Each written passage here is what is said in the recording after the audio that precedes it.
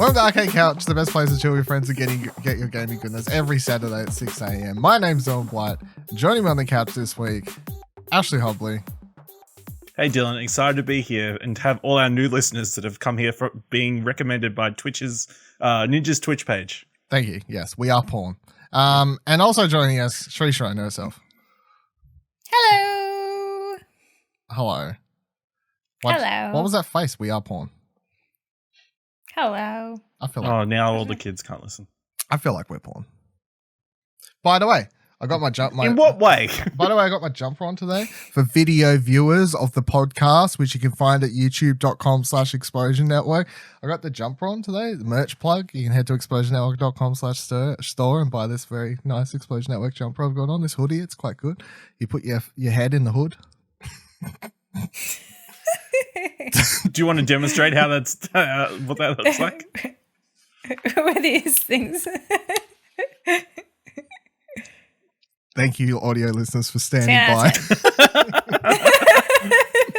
Oh god! I love how when side note for this whole video thing, because I realized I had to bring this up. So on Platt last week, I very clearly explained when we're trialing video stuff for this podcast, and B, we won't do any content that requires you to actually watch the video version. Well, that. I don't think you mentioned that second part, but yeah. Not any good content. Anyway, let's be honest. And B, last week, we got halfway through the podcast, you and I. Then you said something about the video version. And I was like, oh, fuck. I forgot to mention that. I'll come back to that at the end of the show. I never came back to that at the end of the show. Just to note all that. Well, there was a lot going on last week, you know. After last week's episode, I had to have a cold bath and a hot martini. You know what I'm saying? I don't know what that face. He doesn't know what you're saying. I don't know what that face is for. Tasmania's weird. Tasmania, yeah. Well, we do things the way we want to do them. This week on the show, you do you. I will. Thank you. This week on the show, G2A, there's that thing again, is in some shit again. DayZ is being banned and unbanned in Australia. THQ buys a bunch more of studios, and we have some hashtag Cuties to talk about, of course. We're a little bit late with the hashtag Cuties, but really, as of when we're recording this, there wasn't enough going on to not talk about it, so there. But we'll move into the news. And the first thing I want to bring up isn't like directly gaming related, but I felt like it was like it's related enough, and I feel like it's a pretty big story, like in a geekdom, if you want to call it. You know what I mean? Like it's not. Yeah. They do gaming things, but it's not directly a video game related thing. So this story comes from Gizmodo.com.au, and it's called Loot Crate files for bankruptcy and lays off workers, but promises to ship remaining boxes. Loot Crate was once a go-to company for monthly shipments of geek and gamer gear, but now its stock has run dry. The company is filing for bankruptcy and has laid off dozens of employees on top of the 150 warehouse workers who were let go last month. Loot Crate plans to ship all remaining boxes to customers, but given how behind it already is, it seems like a tough promise to keep. In a press release released overnight, Loot Crate announced plans to file for Chapter 11 bankruptcy. Reports of the financial troubles have been circulating for a while, including defaulting on a 21 million loan in 2017, even though Loot Crate has about 250,000 subscribers at the moment, apparently. The plan is to try and sell the company with one of its investors, Money Chest, who will see the initial auction bid following a $10 million bankruptcy loan to keep operations afloat in the interim. Goes on and says, you know, co-founders are sad, blah, blah, blah, blah. Fallout 4, it ends saying that Fallout 4 fans might end up feeling especially frustrated if Loot Crate fails to fulfill all of its missing shipments. Folks who subscribe to the 6-part Fallout Series 2, which costs around they've got the Australian here, 336 Australian dollars, in hopes of getting a complete Liberty Prime set, could end up how never receiving its head. I never saw any of the stories prior to this one about Loot Crate at all being in any trouble, and then I saw this one pop up this week, and I was like, well, that's fucking random, because the Loot Crate to me is like the OG podcast ad. You know, these days, if you listen to any like gaming podcasts, not ours, because we're not cool enough to get ads, right? Apart from our own ads for our own shit, whatever. I mean, that were the joke when we started. Yeah. We wanted them to sponsor us, yeah. You're right. And these days, if I was starting a podcast this year, I wouldn't be making jokes about Loot Crate. I'd be like, you know who's going to support me? Dollar Shave Club, you know? Dollar Shave Club or something like that. I feel like the most podcast ads I hear are for Dollar Shave Club, the food one, which I can't remember the name of. Fuck, I can't remember. And then maybe like Audible or something. Blue Apron. Blue Apron. Blue Apron. Yes, Blue Apron is it. But back in the day, a couple of years ago. Or mattresses. Yeah, that's. We had them, yeah. And it's so funny because all of these things that you hear so often on like gaming podcasts or pop culture podcasts or what have you, they're all, it's like mattresses, shaven shit. Oh, it's like the adverts just went off the rails a bit. I mean, whatever, they work. It's how to like teach nerds how to live civilized. Well, I mean, whatever works. I just find it funny because back in the day, the only place, and that's why it was a joke, was that every single fucking podcast you'd listen to, every YouTuber you'd watch, unboxing YouTubers specifically would be all sponsored or somewhat sponsored by Loot Crate, obviously, because they would just send them a box and they'll do a YouTube video and they'd just sponsor them or whatever else, was Loot Crate. And yeah, when we started Explosion Network, it was like, we want to get sponsored by Loot Crate. Why? Just so we can get their shit for free. There was no we don't want to get paid. We just want Loot Crates for free. Obviously, that was the big joke. Yeah. But Ash, have you partaken in a real life loot box in your time? Yeah, I used to be a subscriber of Loot Crate back in the day. How long like was you? Year and a half ago, something like that. I've still got a bunch of the collectible stuff sitting in my room somewhere. I was doing the underwear shipment for a while. Just have cool underwear. That's hot. Yeah. That's hot. That's real hot. Yeah. Ladies. But yeah, this is super surprising, I guess. They're clearly the biggest of that kind of genre of subscription boxes, and they sort of paved the way. They invented it, as far as I'm aware. The whole industry, pretty much. Now you get subscription boxes for pretty much everything. So yeah, it's a bit sad, I guess, whether it's just them not running the company properly or just getting to a point where they're finding it difficult to get people to continue, because obviously they've got to keep a certain level of collectibles and stuff in the box to get people to stick around. And there were months where you'd get stuff that wasn't very good, like some poster and a cool plate and a coloring in book and a t-shirt. I mean, I got to be fair, they've clothed me a lot. I was literally about to say, I'm pretty sure Loot Crate have clothed you. So yeah, at least for a year. Yeah, at least. Cherie, have you partaken in a real life Loot Crate? Yes, a real life one. Yep, I have. I think that it would be a mix of, like, it depends what Loot Crate box you like, what Loot Crate you get, because sometimes it's super expensive and then other times it's really cheap. But Ash is right, like, you don't always get something excellent, you know? Excellent. Sometimes they let you down and you just get X-Files pencils like these ones. Yes, yeah. X-File pencils. I like how like the truth is out there. For audio listeners, Cherie did just show an X-Files pencil. I just held up to the X-File pencil. Yeah, I enjoyed them. Their shirts, I think, were like the best part. But I didn't really enjoy much of the other stuff. Got a couple of cool like figurines, but that was about all. I think I don't actually remember how long I was ever subscribed for. I think I subscribed for either a year or 6 months. And I think the fact I can't tell you if it were one way or the other what it was means that at least like over half of the boxes I got were not super interesting, because I really can't even remember if it was six or a year. I subscribed back in the day because I was listening to on the fucking podcast Beyond. That's when it was like, subscribe to Loot Crate, here's our code. And I used the code and I subscribed and did it for a year or whatever back in the day. And yeah, it was like, I don't know, I got like a pop vinyl, that I probably still have somewhere. I think I remember, like, probably got a couple t-shirts that I've at some stage have probably ended up in a donation bin by now because it was so many years ago. So I don't own any of that stuff. I cannot think of a single thing I have in my room now that has actually come from a loot box. So I don't really know. But I think the problem here was that, and I think he was kind of hitting on it a little bit, Ash, which is that people,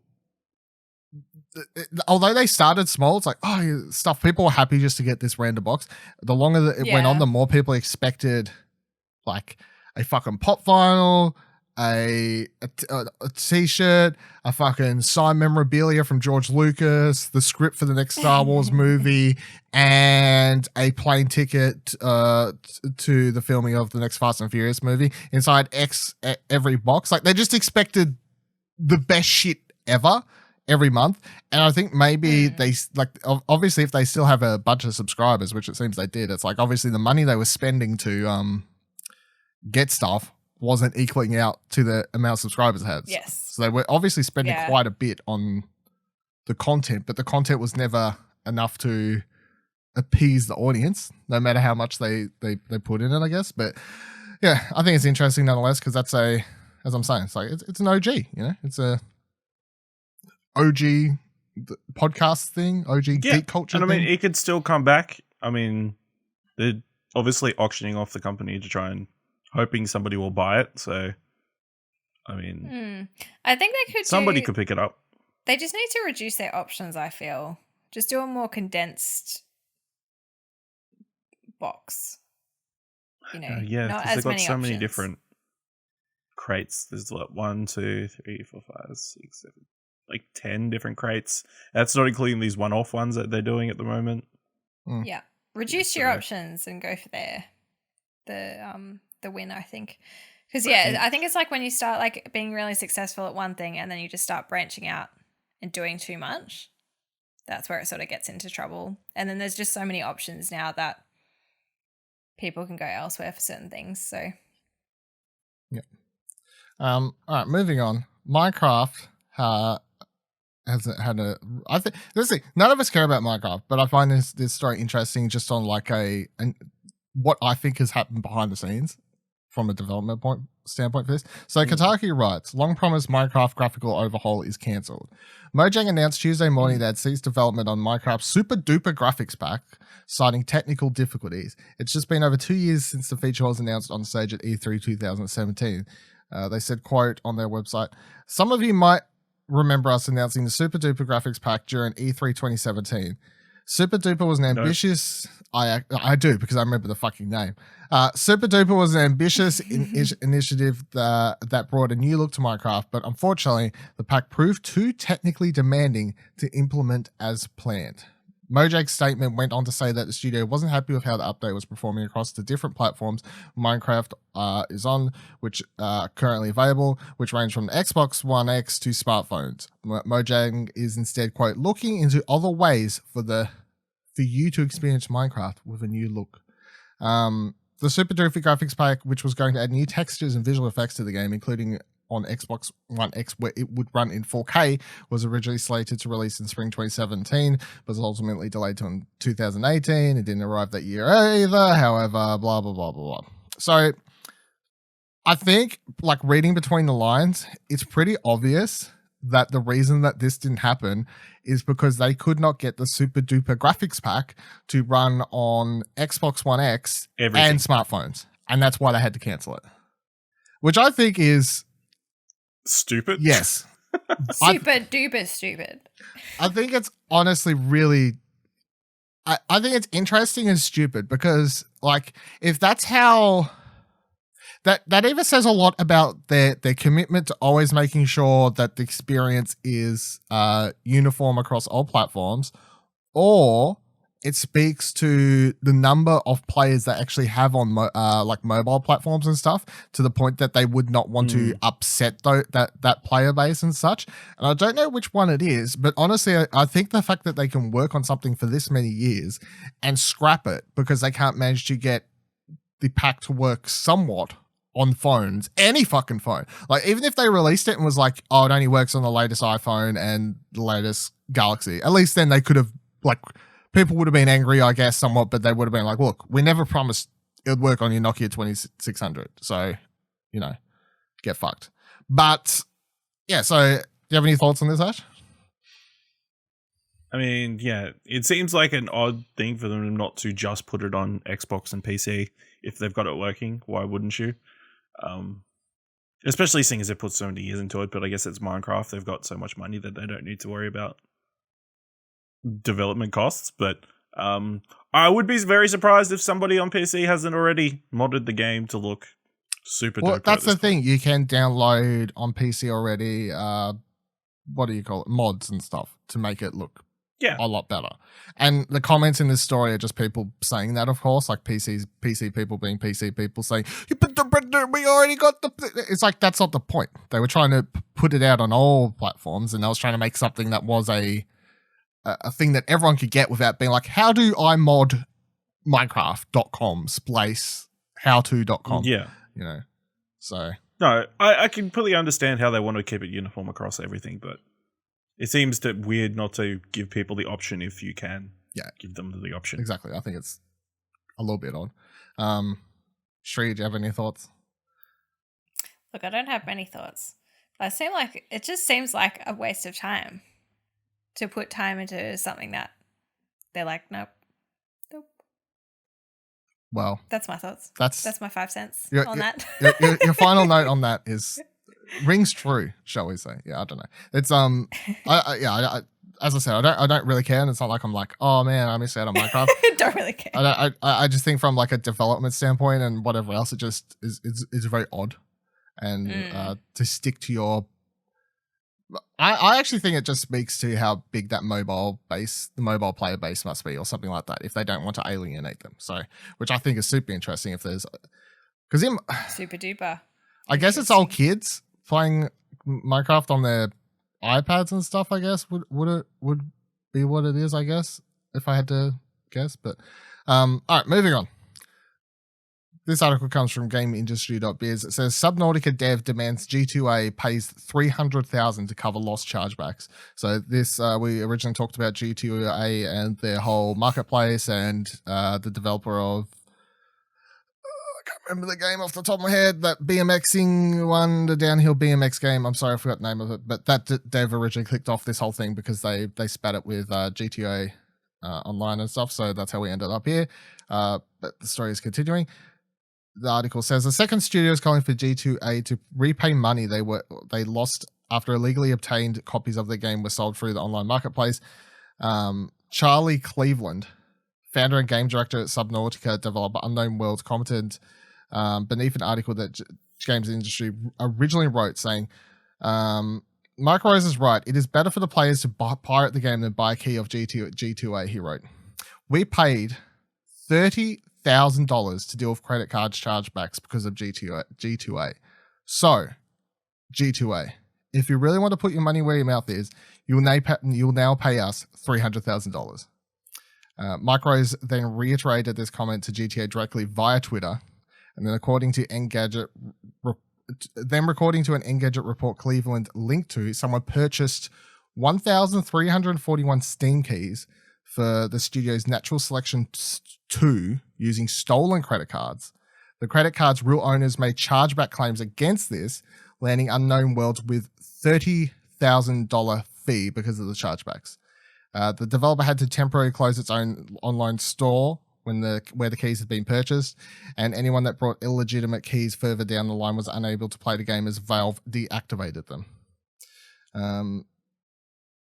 This is coming after GTA earlier this year offered to pay back developers 10 times the money they lost on chargeback fees, but only if an independent auditor can ascertain that the fees related to the games were obtained illegally, e.g. with a stolen credit card, before being sold through G2A. Factory developer Woob Studio has already taken G2A up on this offer, although it notes that the company has been very slow to respond. The latest update from Woob came on July 19th, in which it states that G2A has asked the studio to agree to an independent audit. So It makes me this story, this ever continuing shitstorm here just makes me fucking laugh because G2A was like, after the original thing happened, they put out that whole thing. They're like, yeah, what they were basically like, yeah, well, fucking prove it, you know, fucking prove it to us. And also prove it to an outside auditor. And then the first studio to do it's like, yeah, all right, come on, send your auditor in. And then G2A is like, we lost your number. Oh, fuck. Oh, like, you know, all the auditors, yeah, they're busy. That's, we lost your, what? Have to do some research. We weren't really planning Did for this. we say that? Like, was that us? You sure that we said that? Like, I'm not actually sure. Yeah, so, sure that wasn't H2A? Yeah. H2O, will drink of water that day? I don't know. Yeah, but this micros thing in the unknown worlds thing, this is the exact sort of thing that happens all the time. That it's like another perfect example of it. And I came across another. I'm not going to name it because I'm not 100% sure. But I came across in the last week or so, and Ash, you know kind of what I'm talking about if you remember. I came across another key selling website, and I was like, this seems dodgy, and I did a bit of Googling, and it seems dodgy. Can't 100% confirm because I haven't actually read anything for sure, but from my Googling, I found some forums that made it seem dodgy. I'm like, so there's a bunch of these websites that exist. G2A is just the most prominent of these, of course. But if you didn't understand the first time I talked about it, this is literally what these people do. Stolen credit cards or stolen like prepaid Visa cards, I don't know, all sorts of things. Mostly credit cards or PayPal accounts that people get into or whatever else. Buy a bunch of keys. They then try to sell them as fast as possible, which is usually through websites like these before they can get caught. And they all get the money. So it's kind of like they steal the credit card, they buy the keys, they upload the keys. People, other random unsuspecting people buy the keys. The person who then sold the credit card receives the money for the key payments. And then once the credit card is actually caught, and people's whose cards were stolen start like claiming the card was stolen, and then they get chargebacks on them. The person who stole it all is walking away with all the money they made from selling the codes, whereas the developer is now left with all the chargebacks. And you hear horror stories about similar stuff like this from streamers as well, actually, where people will make like couple $1,000 donations on their streams or whatever, and then it turns out they're using like either A, a stolen credit card, or B, they're trolling and they do a chargeback later.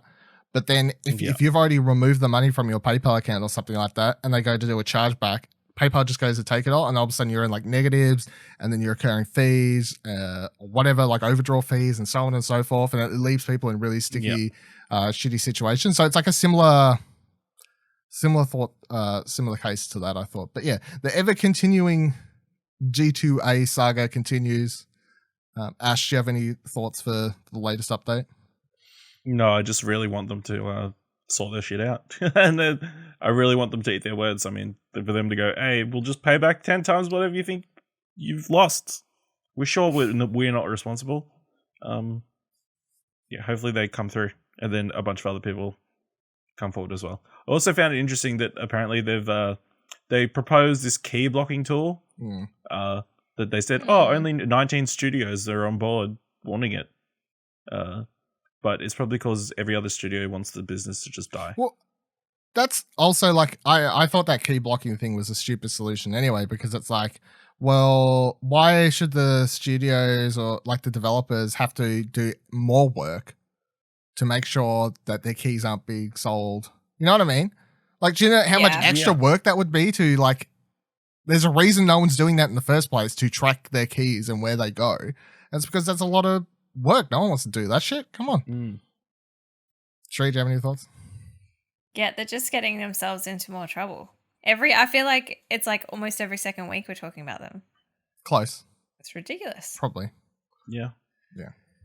Once we're an official G2A podcast covering this continuing story. You know, when people say, what should they tune into Arcade Couch for? I say, well, we cover the G2A saga. Saga. We can't say G2A correctly, but when we talk about it next, there'll be a jingle. Maybe it'll be its own segment. We're waiting for the day that they actually don't exist anymore. Well, that's when the story will end.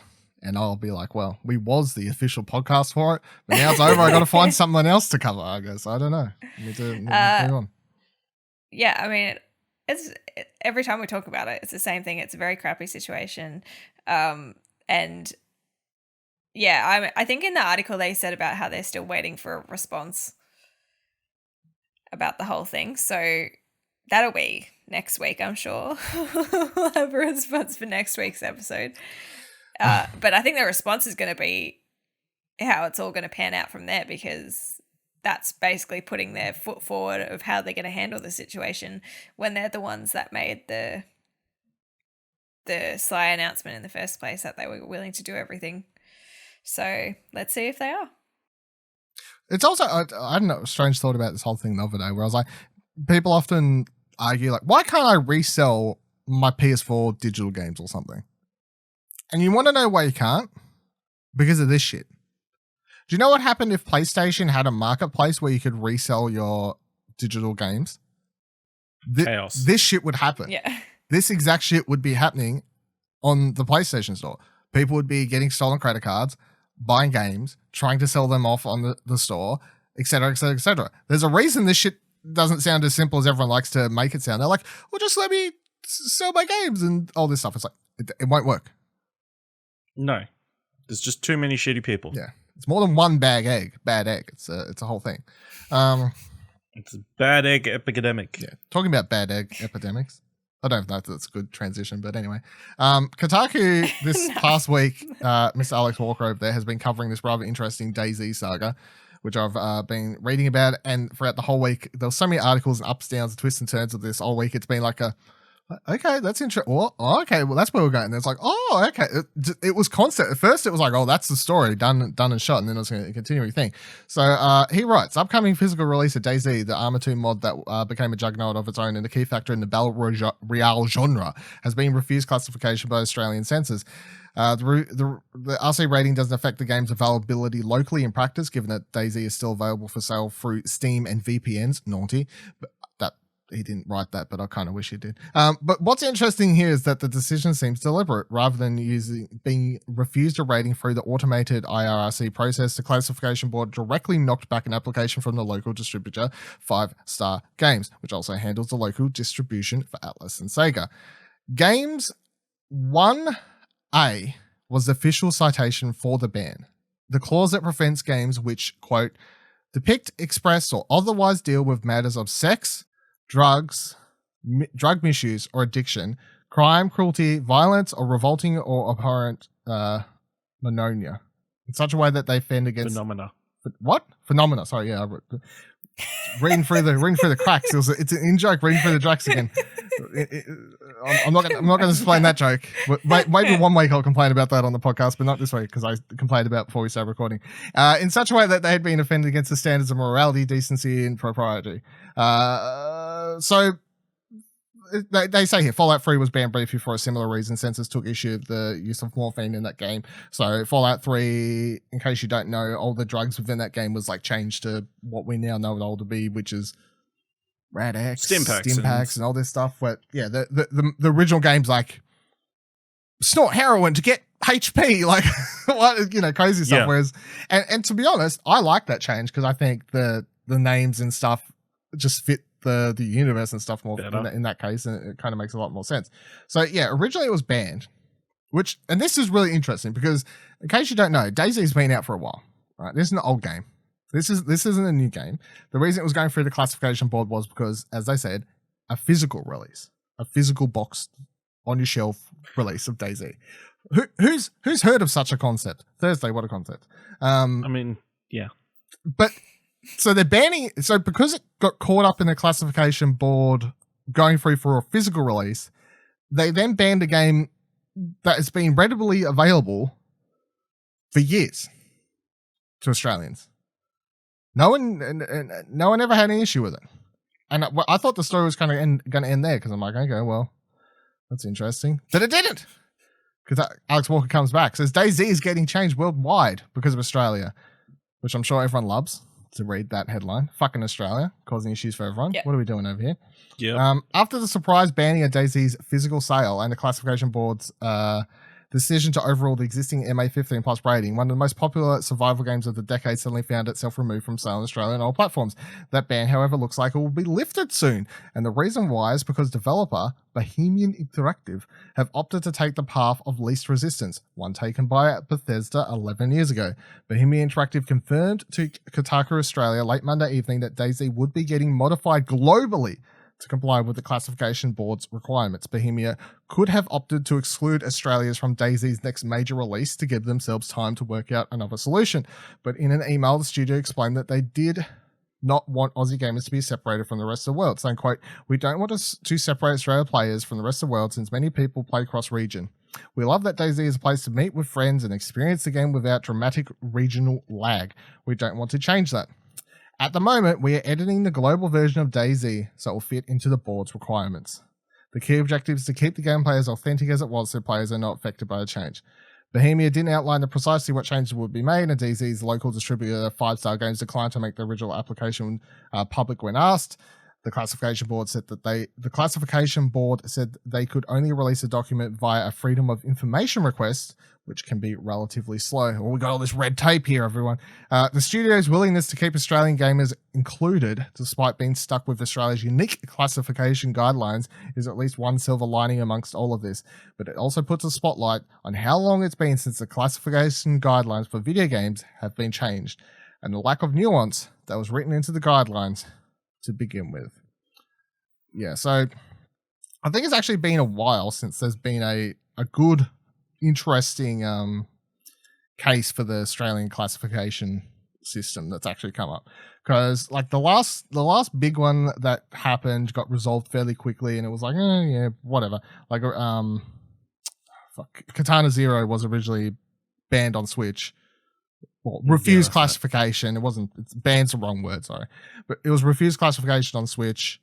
But that was resolved after like a month or whatever, and it was just like a matter of changing. I don't really remember what it was. It was nothing. I think they just toned down something maybe, or they actually I think I don't think they changed a word or something. I don't think they did fuck all really, and maybe they just actually had to like because sometimes the classification system, obviously people don't play through these games and like take notes and stuff like that. A lot of it's just an automated system, right? To figure out what should and should not be included. And I think that was caught by the automatic system, which is the IARC thing or whatever it is. And then they had to resubmit the game for classification, but you shoot it off to a separate board that actually looks at the case. But you have to pay like $5,000 to resubmit your game. So a lot of times in the past where games have got refused classification in Australia, depending on the developer or studio behind it, they're like, I don't pay fucking $5,000 more to resubmit something, and they just kind of let it be, but they let this one through. Whereas DayZ's actual case of they actually had to change something or else it wasn't going to get through. And the other interesting thing, the topping on this story for me that makes it so weird, because I think this story is so weird, is the fact that the thing that it got banned for, which was the ability or refused classification, the thing that it got refused classification for was that you were going to be able to smoke marijuana in the game. I say was because it was something that was coming up in a future update for the game. So it got refused classification for something that wasn't even in the game yet, which I think is a first. They like preemptively refused classification based on an update that was coming up that would allow you to smoke pot. To it did something positive, because that's the thing the Australian Classification Board hates. Like, you can have drugs in your game, you cannot take them for positive effects. You know that you can't treat drugs as a reward to the player. They don't want any of that sort of stuff. How do you feel about this whole story, Ash? It's just stupid. Just stupid all around. Why do we even have an R18 rating anymore? I mean, what's the point?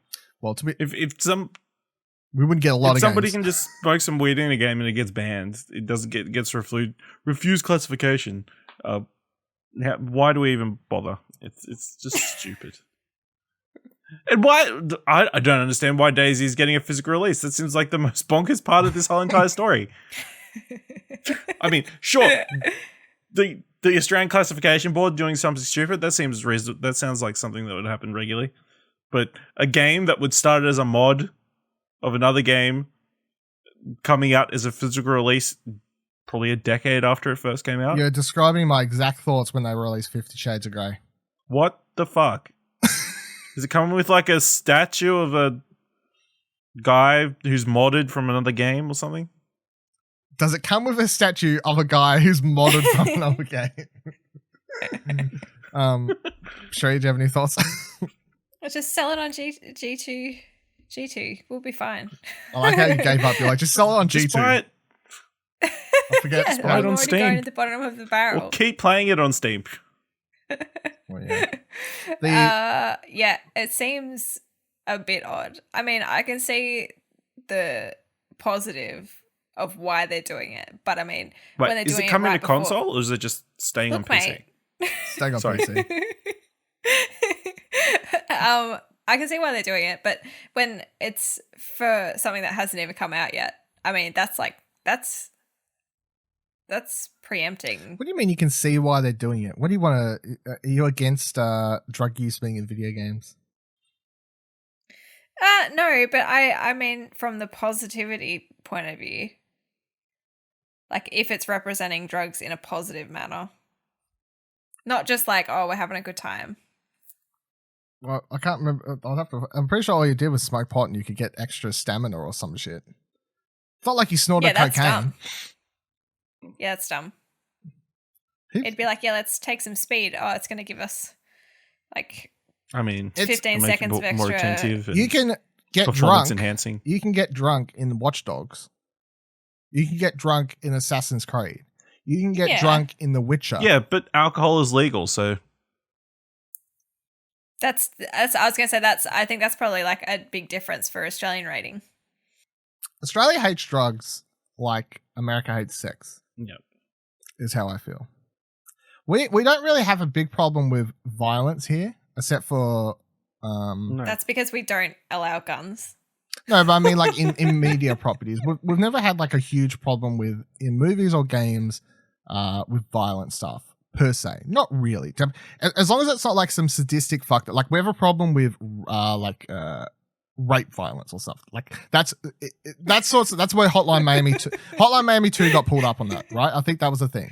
There was like sexual violence in that game, and that's what was caught up. So the Australian Classification Board pulls you up on like sexual violence, but when it comes to like, can you cut someone's head off with a chainsaw and whatever else, it's good, you know. And I feel like America is kind of the same in that front. But America gets really weird when you put tits in the game. They're like, they'll check the tits. You put a dick in a game, no, banned. better put that with someone else there. It's you know, America has they're not open with their sexuality is the way. Let's go with that. I think it's just about dicks, really. Dicks aren't in many things. US is And homophobic, as well. They're increasing. The share of the of the naked ladies versus the naked men, they're increasing. Yeah. Ash was like, "What are we talking about here?" You look there. That too. I thought you looked down to like you're What like was that stacking game with the guys with the the stacking game, like the game stacking, the Double Fine game. Yeah. No. Oh, And the guys are all in like banana hammocks. Oh yeah, the loosey goosey game where you have to like stack them up on each other. Is that what you mean? Yeah. Yeah, Yeah. I know what you're on about. Nothing It's to do fine. with dick. what? Anyway, moving along. What? I don't know. Mount your friends, that's it. Yes. Mount your friends. Yeah. I don't think I've ever heard of this. Really? No. Just do a Google search. Yeah. Just sort it out. Just do a Google search. Do what you need to do over there. Yeah. Yeah, there's some packaged physics in that game. Oh, cool. Yeah, I think I do. I don't have that problem. I think this is a clear example of. I definitely would say I'm on the side that thinks the Australian Classification Board needs an update. The R18 rating come in around God of War Oh, fuck, what was that one? Ascension, I think is whatever year that was. I think it was like that was the first R18 game. Because I remember I walked past a EB Games and I saw the poster for that God of War game with the R18 symbol in it. And I remember it being like a moment because I was like, oh, R18 on a video game. That's new. Never seen that one before. Well, let's get really excited. But that was like, that's over 10 years ago now, whatever it was. So it's been a while. And they never did like a huge update for the descriptors. You know what I mean? Like for the classification, they kind of just added the R18 one and was like, yeah, this stuff, whatever. They didn't like do a complete overhaul. And I definitely feel like there needs to be a complete overhaul because, look, if a ban can be, you can't ban a game because you can smoke pot in it. And if you want to make the argument that, because it's, if the argument for banning it is, yeah, but what if a kid plays the game and it makes them want to smoke weed? It's the same example of, what if the kid plays Fortnite and it makes them want to shit people? It's not a real fucking thing, all right? And if it's rated R, your fucking kid shouldn't be playing the game, okay? I'm just going to point out, I find your opinion on this rather interesting, seeing as a few weeks ago we spoke about the article about smoking cigarettes in games.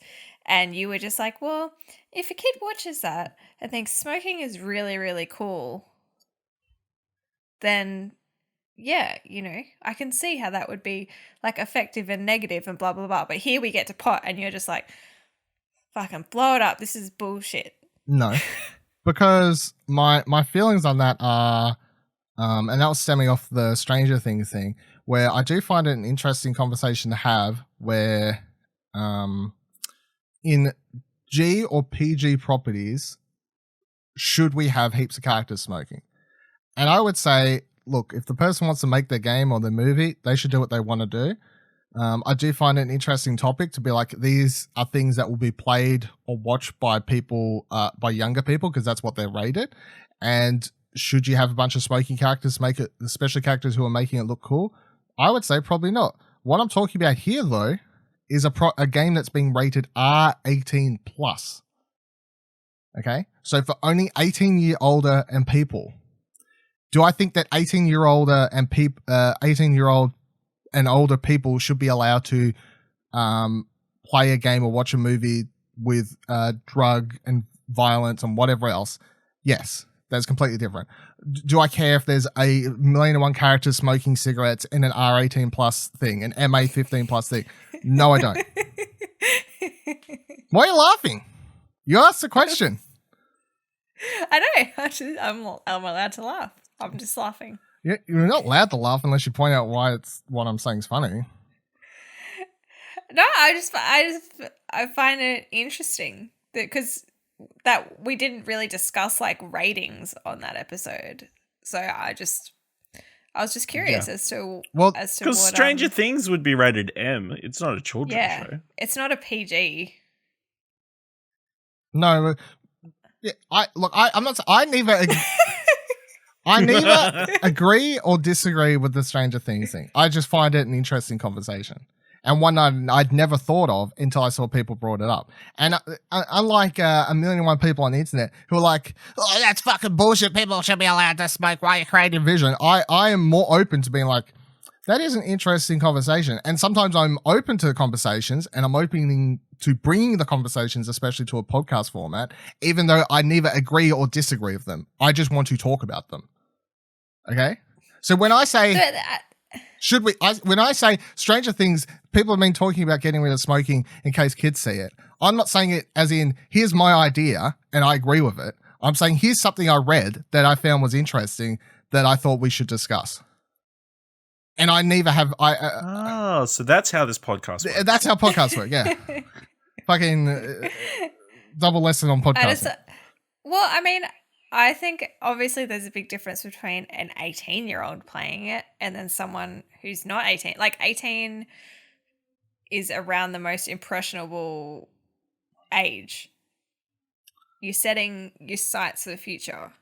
So you're saying that someone who's 18 shouldn't be allowed to play a video game where you can smoke pot in it? I'm saying it's influential. But you're laughing at me when I'm saying the idea of taking smoking out of PG things is at least interesting.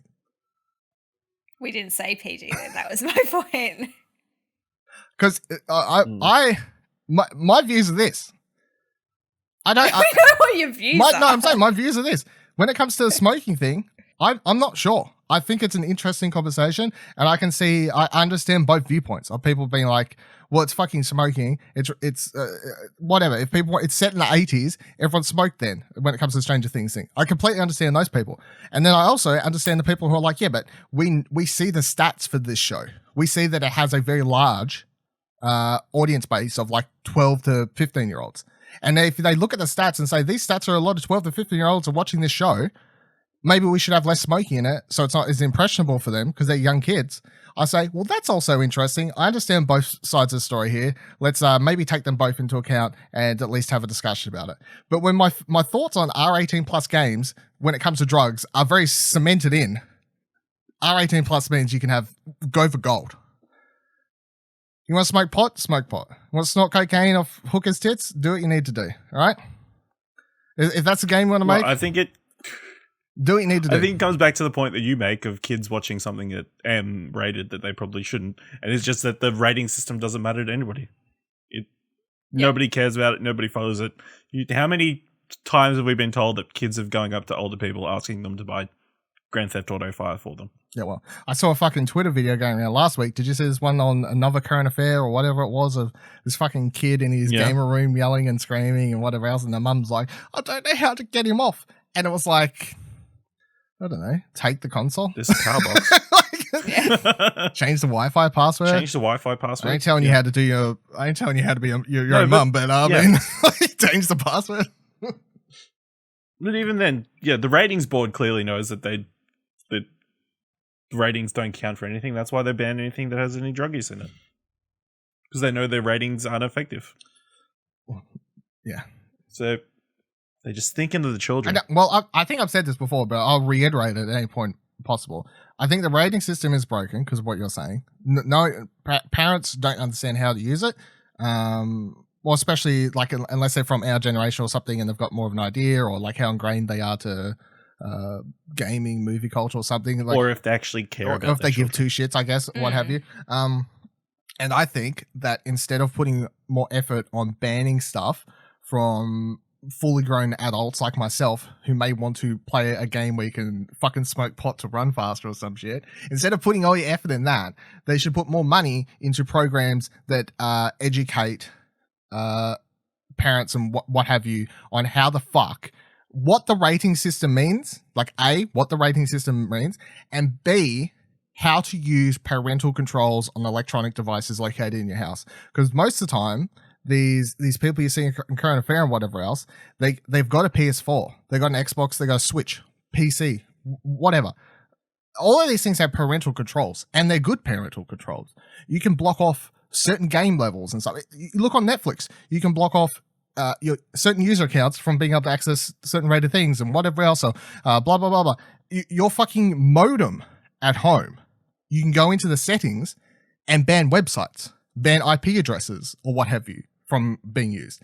So the tools are there. No one knows how to use them. So as far as I'm concerned, if you want to put time and money into a good system to help the Australian public, it'd be that. Make an educational service to help people out and not try and ban stuff from ban unharmful fucking shit like this, which isn't going to hurt anyone. Like, what's it going to do? The people who argue about the thing that gets me is the people argue. I mean, I'm somewhat biased here because I'm all pro legalization of weed, right? So if you want to be like the people who the gun argument, like if they play a shooting game, they're going to run out and they're going to shoot people. Or if you want to take that same argument, well, if they fucking smoke weed in this game, they're going to go out and they're going to get high. And yeah, I mean, big deal. I mean, that's not what's going to happen. That's not what's going to happen, but big deal. Big whoop. Fucking guns are more impactful than... Just for audio listeners, I'd just like to say that Ash and I are just sitting here with the same face whilst Dylan continues his story, waiting for the next topic to begin. Well, But drugs. what do you want me to do? I'm here to bring the truth to the people. Okay.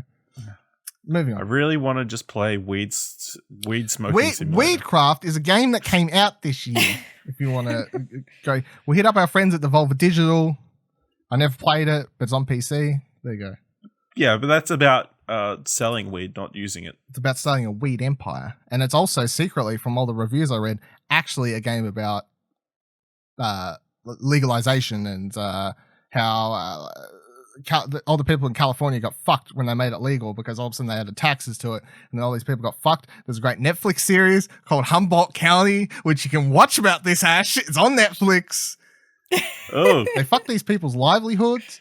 They like a lot of people who would go legal chose not to go legal because the taxes would mean that they couldn't make any money. So they keep selling weed illegally and risk fines and going to jail because it's the only way they can actually make money. Really interesting. Check it out on Netflix. Anyway, moving on.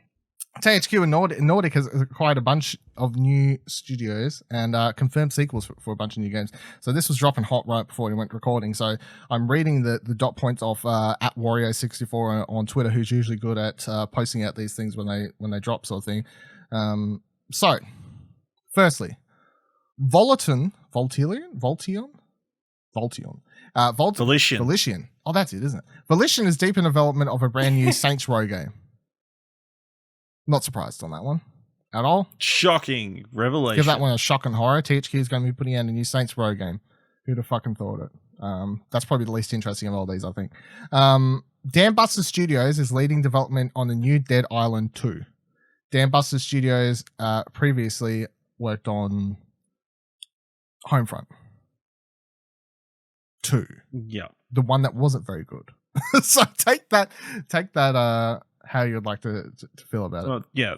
So this one's interesting because initially it was being made by Jaeger Development. Mm-hmm. And then it was getting made by Sumo Digital. Mm-hmm. And now it's getting made by Dan Buster Studios. I feel like this game was announced So, like 6 years ago, honestly. Like 2012 it got pitched and it was announced at Sony's E3 briefing 2014. So 7 years ago. I was close.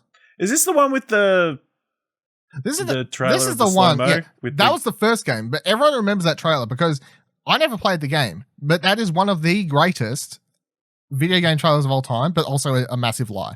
And in case no one knows what we're talking about, there was a trailer for Dead Island 1 before that game released, and it had this amazing song. I can't remember the song playing, and it like followed this little girl. I think wasn't it a little girl hiding under a bed or something like that, and then like her family's being attacked by zombies or whatever it was, and then the video kind of rewinds and shows you all the havoc happening. It set up this very emotional setting, very like, wow, this is some Walking Dead level serious character story we're going to have here. And then the game comes out and it's a open world island thing where you're just going around kind of killing zombies, leveling up, finding secrets, and it didn't have anything that trailer showed. So whatever, it did a good job at selling the game because that trailer was everywhere when it dropped, and it was all everyone was talking about for good reason because it's very good. In fact, I'm gonna rewatch it after we finish recording later tonight because it's been a while.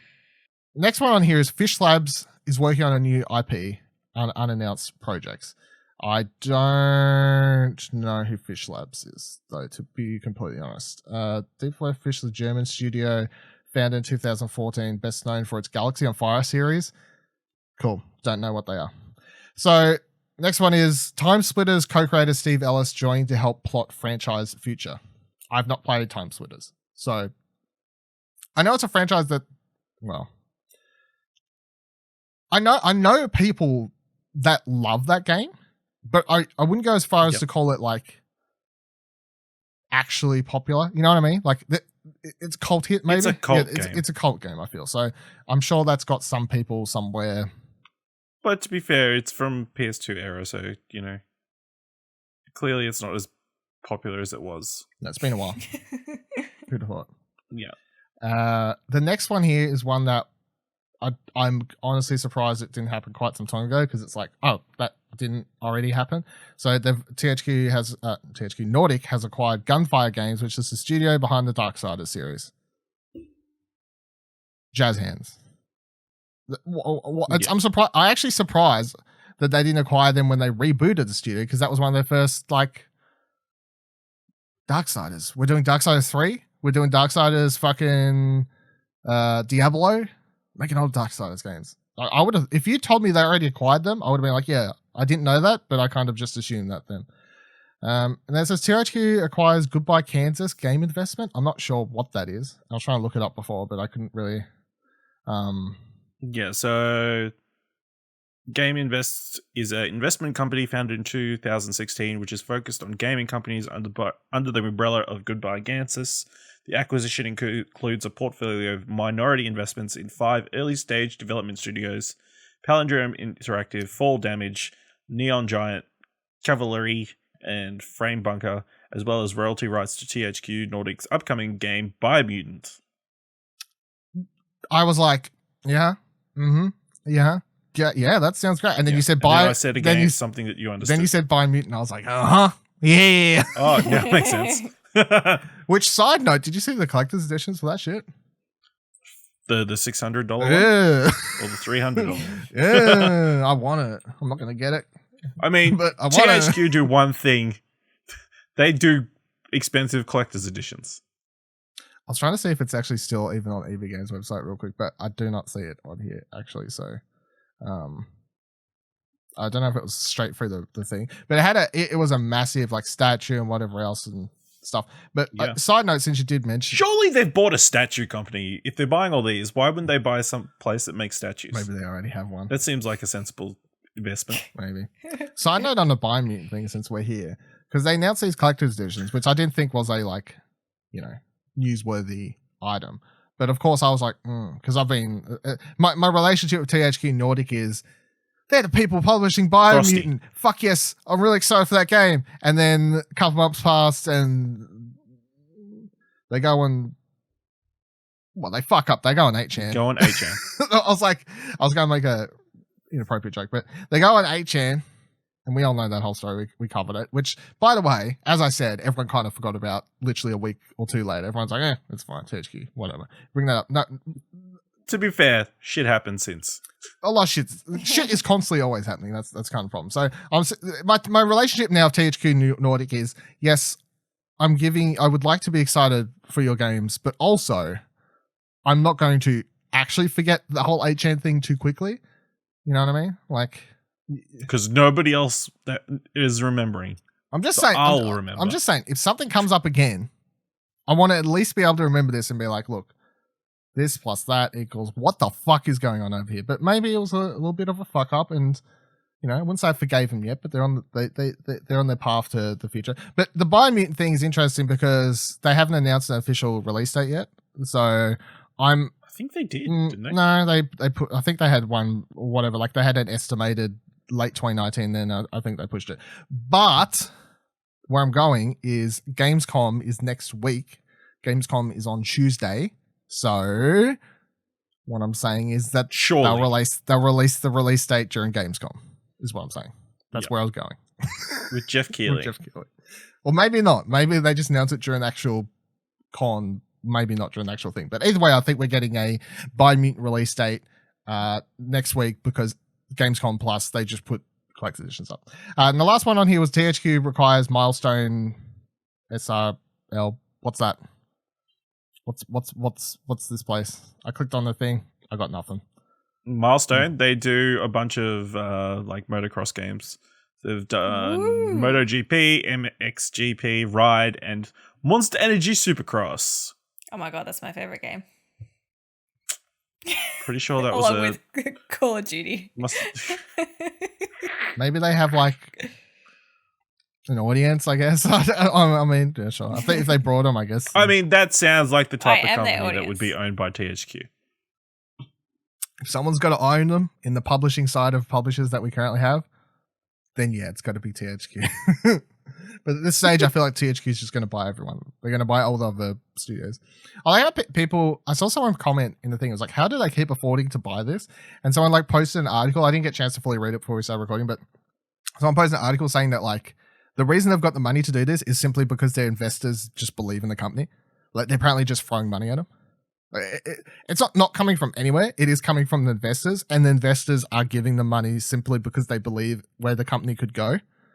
So then but it's funny because THQ Nordic is kind of yet to prove anything.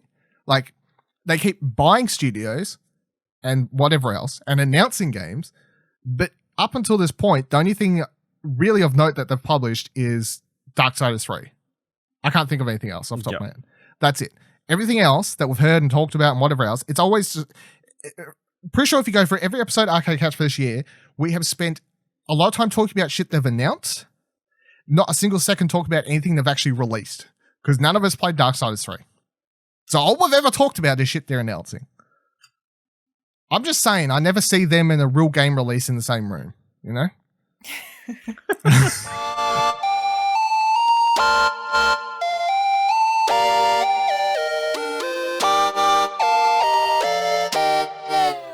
So last week after we recorded the episode, as per usual, some news dropped, which is they released a Pokemon trailer. It's funny, the behind the scenes for this one, because they posted up on Twitter, they're like, Pokemon, 11 p.m. our time, or whatever it was.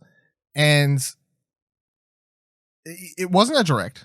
It wasn't even a 15-minute like talky video or anything. It was just a couple-minute trailer. But I'm kind of now like, can you really like tweet out and say Pokemon news coming 11 p.m. and then just be a 2-minute trailer or 3-minute trailer, whatever it was? Come on. If you're going to say something on... Yeah, they can. Well, they can, but I'm still like, come on. Here we are dedicating an entire segment to it. Yeah, well, what else was I going to dedicate here? It was either this or arguing with Cherie about marijuana.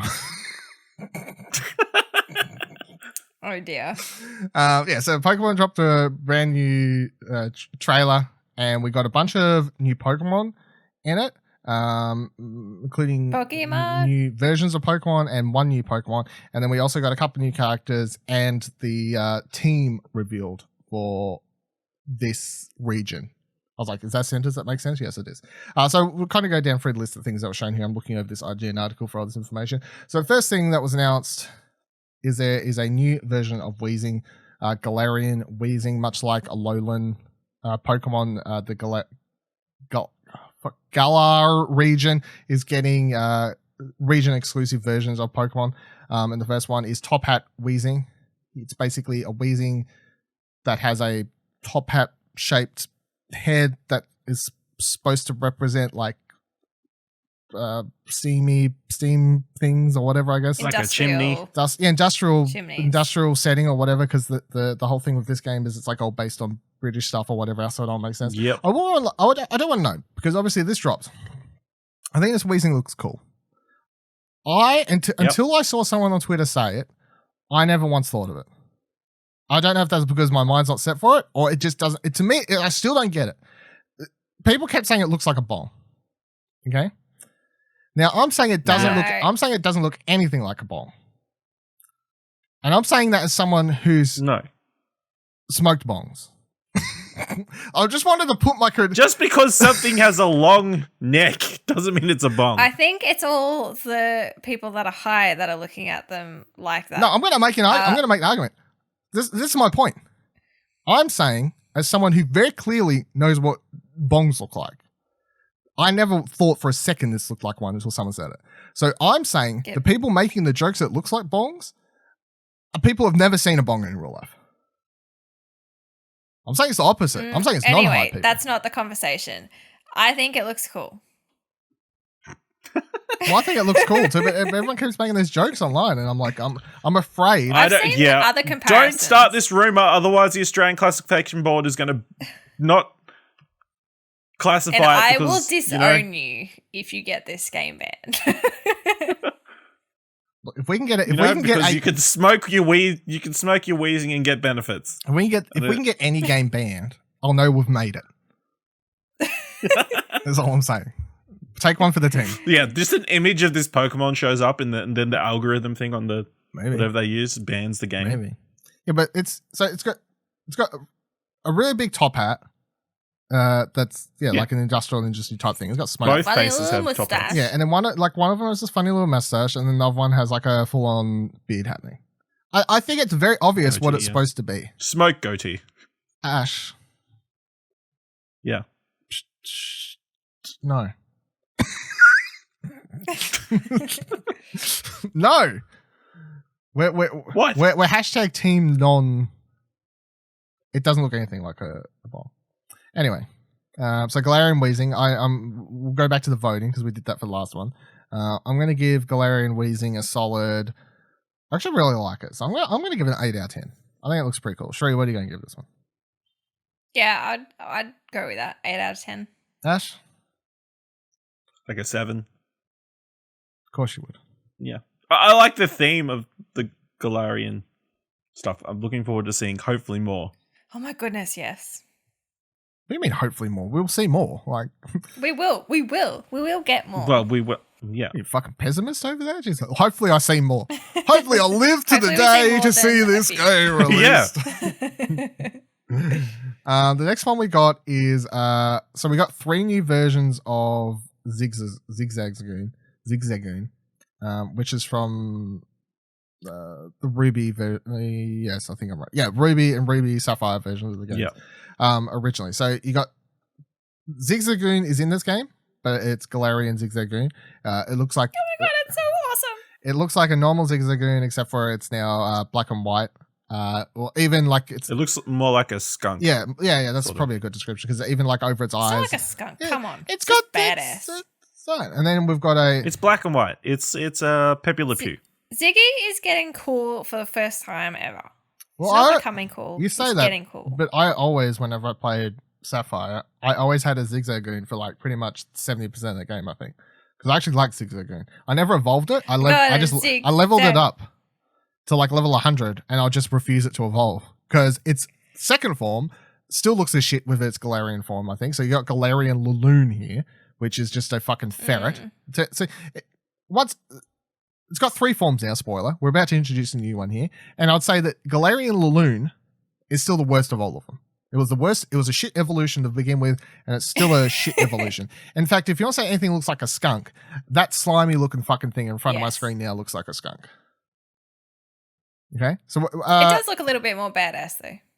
And then we got the third form, the new form for this Pokemon, Obstagoon, which is everyone. So now I'm okay with the internet's thing for this one. So everyone's been saying it looks like someone out of Kiss or something because it now stands up on its hind legs. It's got like furry bits around its legs, so it looks like it's got fucking Ugg boots on or some shit. It's the shoulder pads that looks like yeah, Jason. and it's got shoulder pads. Yeah. It's got like little studs up at neck, stuff like that. So it's got its tongue out, real punk rock. It's real punk rock looking thing. Also, it is a dark / normal type. So yeah, it makes sense. Which Kiss was too. Yeah, and also its ability is reckless / guts. Yeah, which is also like Kiss. Yeah, exactly. That's the move they use when they cut their blood into that comic book back in the day. So let's rate them all. Galarian Zigzagoon, I'm a big fan of. I told you I was a big Ziggy fan beforehand. 9.5. Cherie? I'm going to give it a 9. I really like it. I feel like I'm urging on the 9.5.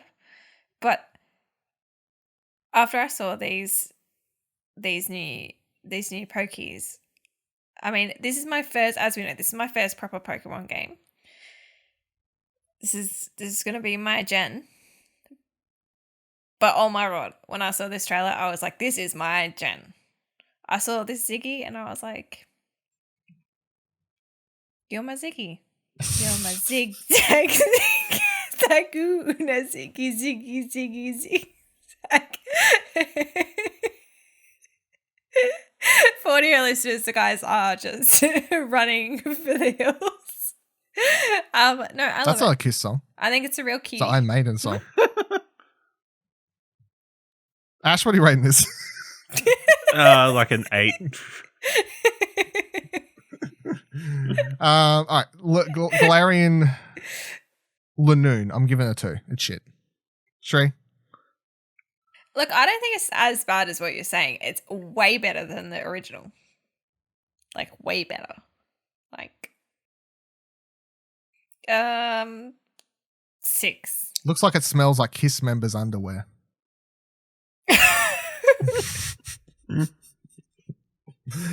Ash. Yeah, like a 4. And the real rockstar, Obstagoon. I'm going to give an 8. 8. It's cool looking. I like the rockstar thing, but still, I'm like, do I evolve my Zigzagoon? Maybe not. I need that Pokédex. Because it has to go through this awkward teen stage. Yeah, let's go for a shit stage. It's fucking. There's a couple of Pokemon like that. What are the starters actually? What are you giving it, Cherie? 7.5. 7.5. Ash. Obstagoon. An 8. 8. Mate. 8. All night long. Also, I saw in this IGN article it has someone else comparing it to. So it kind of looks like Monokuma from Danganronpa, which No, I don't think it's that. No. It's referring to the next Pokemon. What? No, you don't reckon? Anyway. It could, actually, no, it could be, yeah, both. And then the final Pokemon got is one that has 2 different forms. So it's called Morpeko. Morpeko? Morpeko. Did you say it as Morpeko? Morpeko. Morpeko. Okay. So it's electric dark type, and it has a cute little mode, and then it has a hangry mode. They're both full cute belly for me. mode. Yes, so happy mode really is what it's called. Full belly mode is when it's had food and it's happy and it's cute looking, and then when it doesn't get food, it goes into hangry mode and it looks like it'll kill you. And they look still cute, but a bit hungry. Yeah. Yeah, I like this one. It's cute. You know, it's really cool when you see the developers put their own personal lives into their games. Yeah, well, we're fucking running out of ideas for Pokemon, guys. What do we want? I don't know what you want me to do. I'm fucking hungry. I have no ideas. They're like, hey, you need stickers. Yeah, stickers. Calm down, Joe Pesci. Wait. Maybe it is. I'm going to give this one a 7 because it's still just kind of like another variation of Pikachu. And I guess it's just another cute, it's another cute little mouse looking thing, whatever. So, yeah, a 7. It's fine. I'm not super excited. Cherie? It's between a 7 and an 8. I like its second, like the hangry mode better. I like all the dark ones. This game so far is delivering super cute and super badass cute. And I really like the vibe. All you did was just describe 2 variations of cute, but that's fine. Ash? This is 8.5. Jeez, this is your highest rated one. Yep. Are you a big Hamtaro fan? Yep. Do you know what Hamtaro is? Nope. Fucking fake anime fan? Jesus Christ. Everyone out there, Google Hamtaro and tell me it doesn't look like the base form of this. I just like its derpy face. That's rude. I don't think that's politically correct at all. So that was the third Pokemon, and then we got more information about the team and some other characters. So the IGN article says, lastly, there's the antagonist group. Oh, that's good wording for it, because I was like, the team. I'm like, what do I call them? But yeah, antagonist group, Team Yell, which is a rowdy, overexcited fan base devoted to the character Marnie. Fans were quick to make comparisons between these overzealous followers and Pokemon fans upset at Game Freak for not including the national Pokedex in Sword and Shield. Yeah, it's really cool when the developers put real life events into games. I think it's, well, from what you can gather in the trailer, it doesn't show you. I find it interesting because it doesn't really show you much about Marnie. So I don't actually know if Marnie's actually a bad character or not. You know what I mean? Because this team is. Yeah. Would you have proof? On the website, it has that she's a competitor. It says rival. Yeah. Will. Gary was a rival. Was he bad? I'm sure. Yeah. Does she beat her Pokemon? Is what we're trying to get at. Yeah. Like rival doesn't mean actually bad person or like villain, I guess. Is the important thing. Yeah, because I am wondering, like, she could be a rival, but not actually a bad person. But then the team is so obsessed with her that they're the ones doing the bad things in her name without thinking. It's like Beyonce, you know. You know, if you say anything bad about her, her fan base will come after you. They'll come after you hard. Well, I mean, I think that's most fan bases, to be honest, isn't it? Really? Yeah, but Beyonce's really nice. So. Beyonce's really nice. I met her. I was just trying. Really nice. Yeah. I like the look of this, the Team Yell though thing. I think their name's so corny that it actually kind of works. Like, let's just have. What's it called again? Team Yell. Yeah. What do you think I said? You said Team Yellow. No, Team Yell. No. Why? Yeah, Team Yell. No, I like the look of them because they got this very, obviously punk rock aesthetic, I guess, which works if they're going for like a British kind of punk rocky vibe, I guess, is sort of got going here. Obviously all the Pokemon they revealed in this, I guess, are Pokemon that they're mostly going to roll with, which would make sense. Although there was a rumor going around. I'm trying not to read leaks for this because I'd rather just see stuff happen. But one happened across me on Twitter, which I didn't mean to see, which is like someone was saying that something about a leak about a new version of Meowth or something, and I was like, that's interesting. But see if that actually comes true, because a Meowth in like the punk rocky like aesthetic or whatever you want to talk about it would actually look really cool. Yeah, I like the way they look. I like the whole style of them. I think their name is, as I said, corny, but kind of just works. And I think there's a lot of potential there for Game Freak to have. Like, as I was saying, you're making a joke about jokes. Yeah, we're saying like obviously they're not going to have any jokes about people. I said about national decks because that would probably be going a bit too far. But at the same time, I think there's opportunity here to have, obviously poke fun at toxic fan bases and stuff like that. Which, I mean, if a Pokemon game goes there, fuck, that's an interesting world where we live, where the best look at toxic fan bases we have is from a Pokemon game. Like, who'd have seen that one coming? Cherie, do you have any other thoughts on Team Yell? Yeah, I think they look really cool. I really like Marnie though. Like, I wish she was actually a trainer that I could play as her. She looks cool. You want to play as the bad guy? You never said she was the bad guy. You just went through that. We just said. No, but you said she thought she was the bad guy. So now I'm like, if you think she's the bad guy, I don't care. She looks badass. She looks cute, badass. That's what we like about this game so far. Oh, yeah, I think it's cool because it seems to be very. Sorry, just one last thing. It seems to be like in a different direction than what they would normally take. So that's what I like as well. Ashley, what are your thoughts? Yeah, she looks cool. They look cool. It could be fun. I don't expect it to be too deep. It could be fun. My God. It could be. Like how someone in the because IGN article got a bunch of good bits from Twitter and stuff, all of these. And then someone here is like at Smash Mario Pro on Twitter has one where it's like, well, Game Freak, you weren't even subtle about this one. Hashtag Pokémon Sword and Shield. And then photoshopped it. So like one of the Team Yell members is holding a banner that says hashtag bring back national decks. And then they've crossed out the part where it says Marnie's wild fans. And it says Team Yell national decks is wild fans. But let's be honest, this obviously was planned way before the national decks thing obviously, but blew up. So they had no idea that it would become so. No. Well, maybe this is the reason why they just didn't do it, because it's a in-depth. They knew that people would be upset about the national dex thing.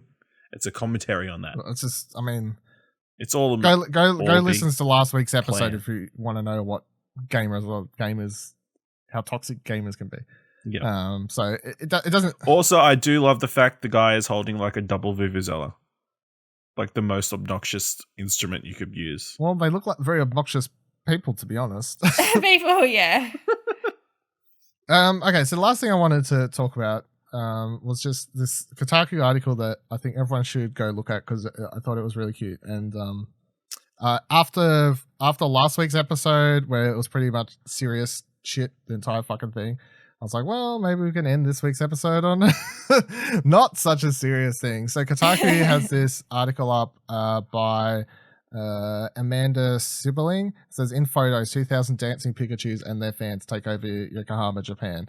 I'll just read the first little bit of it here and then talk about how cool it is. So it says the 6th annual Pikachu outbreak is taking place this week in Yokohama, Japan, and over 2,000 dancing Pikachus have taken over the city. I spent a night surrounded by a giant electric mice, Jesus Christ, and those who love him. I'm not exaggerating when I say that Yokohama, a city an hour outside of Tokyo, has been well and truly taken over by Pikachus this week.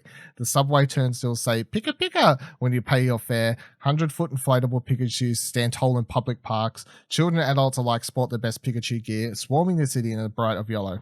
It's something so outlandish and fantastical that I can't help but marvel at the sheer incredulity of it all. I love to have been a fly on the wall in the meeting where someone said, "Hey, what if we release a fleet of dancing Pikachu in the streets?"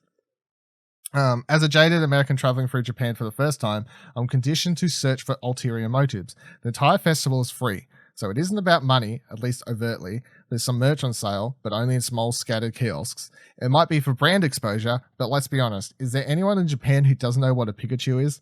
Someone at the Pokemon company tells me that they don't care how many people attend the event, and they don't have a target audience at all. They just spread the joy, and to my surprise, I believe them. How can you resist smiling when you encounter dozens of giant Pikachus dancing across the town? And then the article's got a bunch of really cool Pikachus as well, but I meant to say pictures. Pictures of Pikachus and people at the van, and there's like Pikachus and light up hoodies and whatever else, but all this sorts of stuff taking place. I love how the article just kind of ends. I'm still not sure why Pikachu Outbreak exists, and I'm shocked that it's possible to pull off such a hectic event without a hitch. But if the goal of the event is to bring people joy, then consider that goal met. It comes as a surprise to no one that there's nothing as joyful as a horde of Pikachu strutting their stuff. Pika Pika. Yep. Pika Pika. Year of Pikachu. Yeah. Well, they do it every year. That's why Pikachu is the year. mascot and number one Pokemon. This is the 6th It's a pretty year. busy time. It's a busy time too because the Yokohama Go Fest was just on for Pokemon Go as well. So it's like combined. They've tied that in with the Pikachu festival. But I think it's cool. It's like it's just ridiculous, like over 1,500 like Pikachus throughout the streets and stuff like that. It's nuts. They all do different types of dances. It's so cool, and they're so cute. And they're just going, bup bup bup bup. For audio listeners, there's some dancing happening, and they're awesome. Go and have a look at them on the YouTubes. So the article will be linked in the description, obviously. Ash, did you have any thoughts there, add on? Or No. Pika? I think they're cute. Can't argue with Pikachus. I mean, it might be a message to spray and neuter your pets, but that's about it. 1,500 Pikachus stomping your city could cause a lot of trouble. 15,000, my goodness. We'd all be like electrocuted. Yeah. I love how I'm like, let's end this episode on a more positive note. And it's like, there's a cute Pikachu. I'm like, Ash, what do you think? Look, I just think everyone should be aware that if there's that many Pikachus, there should be something could go wrong, and everyone should check the OH&S and what safety measures do we have in place for these damn Pikachus roaming around the place. Yeah. You've seen how much damage one Pikachu can What do. if someone throws a thunderstone at one and it evolves right there in front of a kid and fucking breaks its neck?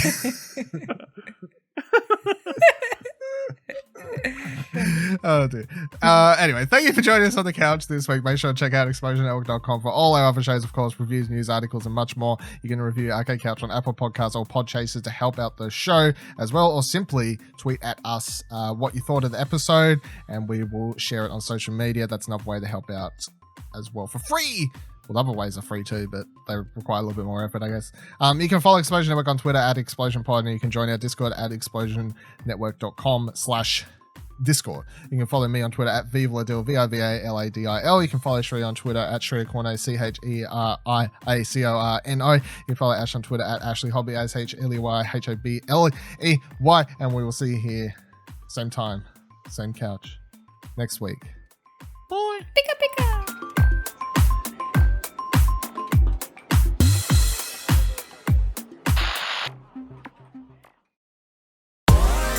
Every trophy counts. Don't be told otherwise. Join myself and Ash each Tuesday when a shiny new episode of Platinum Explosion dings into podcast feeds.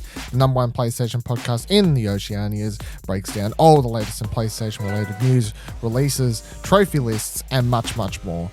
Just search your podcast app for Platinum Explosion and subscribe for free now.